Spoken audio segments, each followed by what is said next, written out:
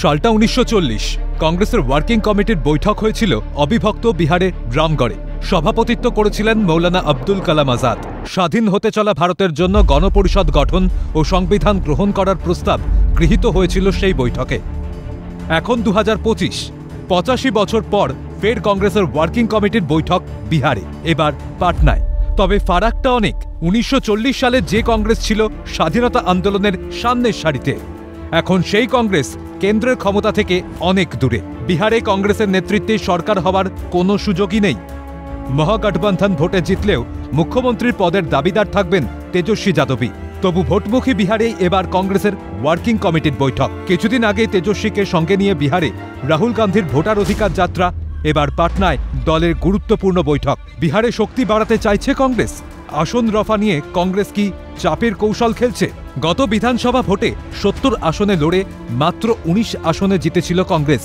এককভাবে সবচেয়ে বেশি আসন জিতেছিল লালু তেজস্বীর দল আরজেডি। সেই কংগ্রেসকে এবার কটা আসন ছাড়বে আরজেডি? তাই কি রাহুলের সংবিধান বাঁচানোর স্লোগানই কংগ্রেসের একমাত্র হাতিয়ার?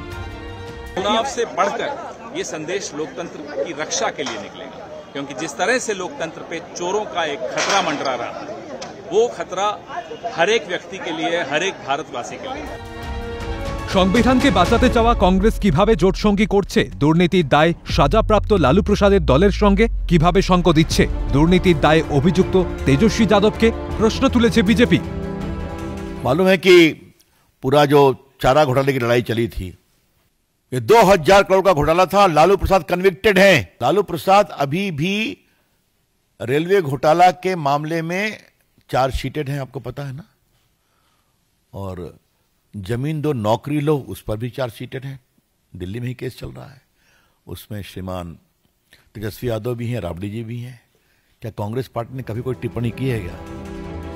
রাহুল যখন সরব ভোট চুরির অভিযোগে, তখন রাহুলকে বিদ্ধে চুরির এত বড় উদাহরণকে বিজেপি যে হাতছাড়া করবে না তা স্বাভাবিক। তবু কংগ্রেসের দাবি বিহারে ভোটই নাকি এঁকে দেবে মোদি জমানার অবসানের পথ। কিন্তু লাভ হবে কংগ্রেসের? বিহারে একসময় অস্তিত্ব না থাকা বিজেপি এখন বিহারের অন্যতম প্রধান দল।